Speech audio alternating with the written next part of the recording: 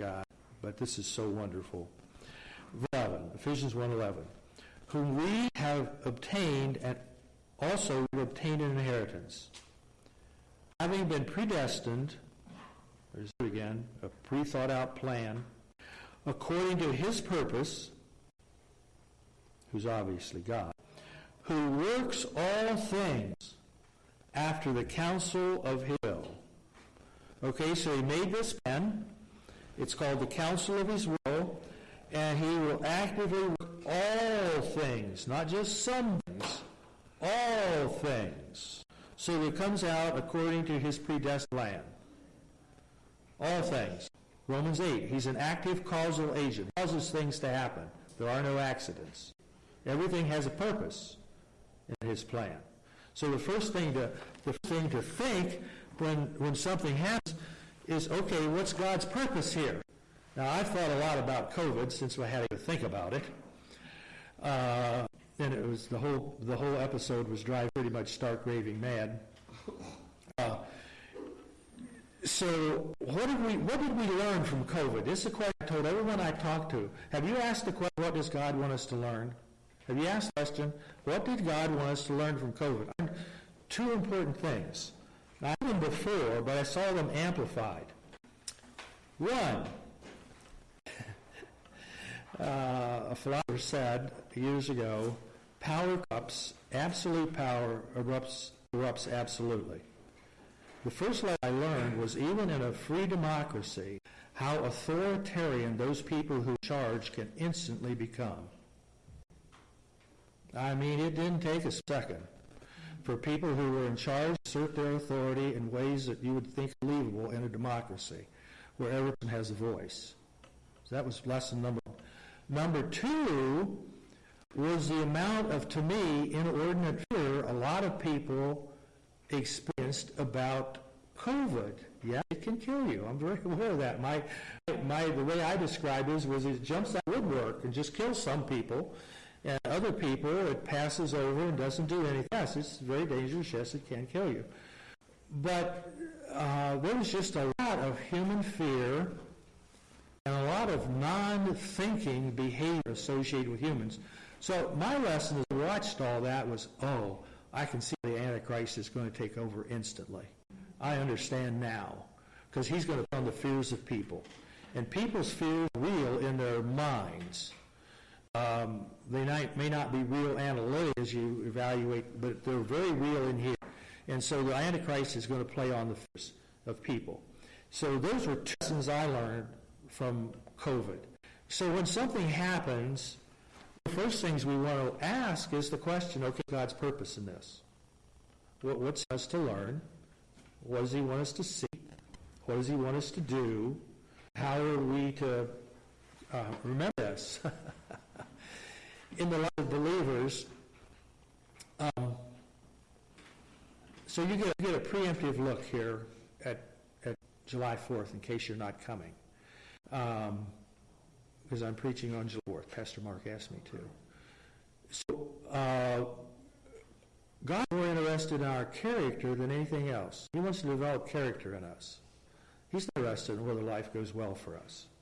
In America, we're all obsessed with life working, life going well for us. But he's more obsessed with building character into our lives. And so I'm back there with Calvin and Hobbes. Calvin's dad tells him to go do something, and Calvin objects, and his dad says, do something you hate, Calvin. It'll build character. And so when God wants to build character in our lives, he brings something into it. I just don't pray for character and lay in bed at night and God's going to have a character in my brain. That's not how it works. God says, you need some character in your life in this area. So he's going to make something go wrong, or something break, or some situation come along. And if I learn from it the first time, he'll bring it around a second time in a different form. Then he'll bring it around a third time in a different form, and a fourth time, and a time, until finally I catch on. And I understand what it is he wants to do in my life. See what God's interested in, building character.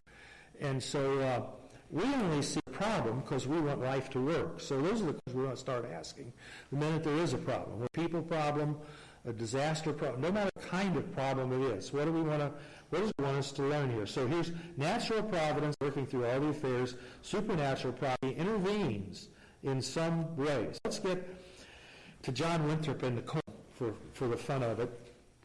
And here's what you might want to wrap around. God directs pagans, unbelieving people, for the benefit of believers. Let's start with John Winthrop and the Indians' corn. God had the Indians plant the corn. God had the Indians harvest the corn. God had the Indians hide the corn. And God had John Winthrop and his people find corn because the corn was for them. You're going to say, well, wait a minute, that just can't be right. They'll fly in the face of everything in our culture today. You know, we're going to pay reparations for the corn. No, we're not.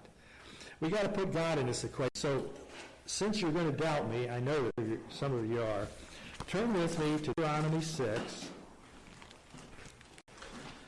And we know this, but we've never thought about it maybe and applied it in this way.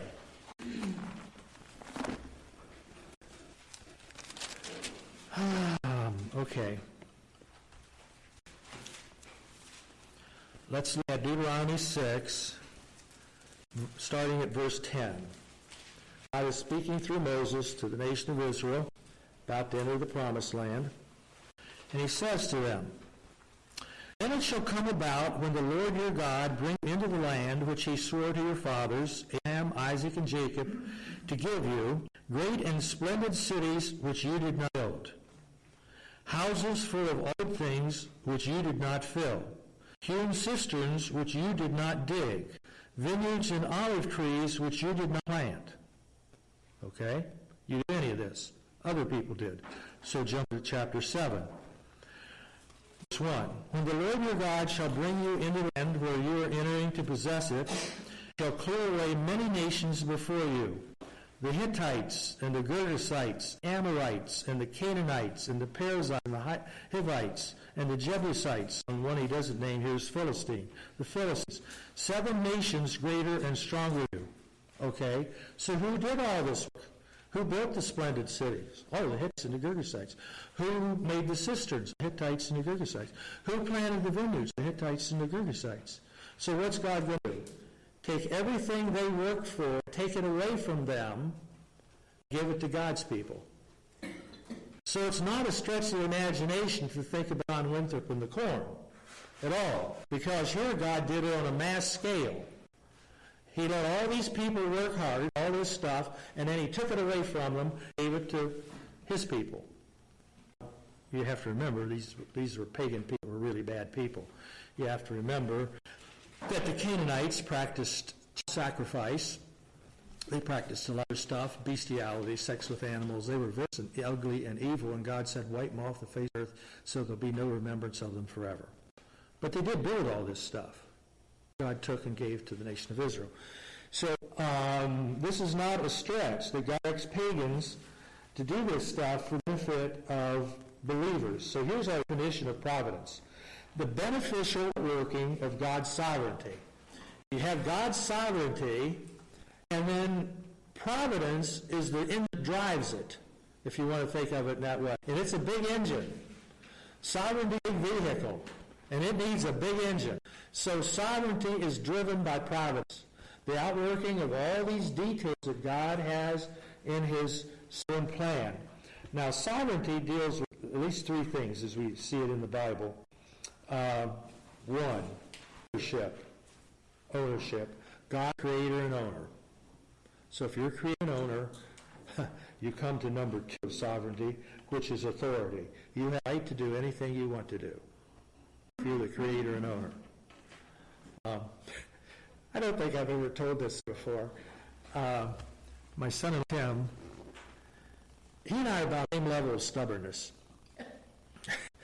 and we built this Eileen's barn cabin in West Virginia, and Tim designed the trusses and laid them out in our parking lot here at our house. And the trusses are a typical gambrel roof barn. And I remember it was about 5 sheets of plywood that made the gussets. Those are the ply put on the places where the two parts of the truss come together. And this thing is so strong you could park an elephant up on top of it. You could park several elephants up on top of it. So Tim and I are having this discussion because we're going to put a kid over here in one corner, and to do that we have to cut one of his trusses out. He doesn't want to cut that truss out. So we are having this discussion over the truss. I'll never forget, Mark was here. He wasn't part of the discussion at all. He wasn't about this. And finally I said, Tim, this is my building. I'll do whatever I want to with it. That ended the conversation. We're going to cut that truss out, because this building will stand on its own with all the rest of us, and we're going to put stuff under there. So God is the creator and the owner. He can do anything he wants to with what he created and owned. So you have these two parts. First of all, ownership, and then you have authority, the right to do whatever, and then you have control. Control. You have these three things. Sovereignty. You have ownership, authority, and control. Ownership means that God is a creator and owner. Authority means, because he's creator and owner, he has the right to do anything he wants. Control means that God is master of the universe. Now, listen for just a second. If God is not master of his universe, then he is not God. You can't give him the title God. If he's not in charge, he's God. By very definition, God, who is a supreme authority, must be supreme authority. He must be in charge. He has to be the master of all of his universe. So, with that in mind, let's think about this thing. Right now, as you and I sit here in this room, there have to be, since there's 7 billion people on the planet, there have to be trillions of moving parts to God's plan right now in action all over the world. Trillions of parts. Because it involves every individual human being. It involves governments those human beings are under. It involves every natural law, whether or not we have global warming or we don't, whether it's a hoax or whether it's so. Involves everything in his natural world and his natural laws that he's put in play. So there have to be literally trillions of parts moving right now in the intricacies of his plan. Trillions. And the way I've illustrated it, maybe I illustrate it somewhat differently, but this still works, because I thought about it years ago when I was sitting in front of a candy vending machine. I'm sitting there in front of a vending machine. There's about 8 or 9 choices across there. And while I'm sitting there thinking about which candy bar I'm going to buy, for some reason I'm thinking about the sovereignty of God and the providential working of God and how God is master of his plan and he is master of all things actual and all things possible. And I'm talking to God, okay, God, there are 8 possible candy bars I choose. How in the world are you going to control which one I choose or know which one I choose and make a plan based on which one I choose? So we're choosing something really critical in the world, like a nuclear bomb or something instead of a candy bar. So I said, okay, God, I'm going to choose a Mars bar. And I wonder, no, I'm going to get a Milky Way. I reached my hand out like this, and I forget what was right here on the right. All of a sudden, I jerked my hand to the left, like, yeah! I go, ha! I fooled you, God! And he said, I didn't. I knew from the time I made my plan which candy bar you might choose, and which candy bar you would choose, and which one you're now holding in your hand. It's all my plan. So that works with things as small candy bars and as big as whatever. There's nothing outside the realm of God's sovereign plan, and providence is the engine that runs it. Providence is the engine that runs sovereignty. Think of it in that way. And so there are no accidents. It's really important for us to know that, that house didn't burn down accidentally. There's a purpose that God has, and that's what we need to ask his purpose. So I'm looking here if there's anything else we want to look at. There is one passage. I was giving you 3 passages, and I got distracted there on 2. Romans 8:28 and Ephesians 1. Let's look at Colossians 2. Colossians 2. 25 after. Oh boy, we're doing good because we're just about done, Rhonda. We are good. Colossians chapter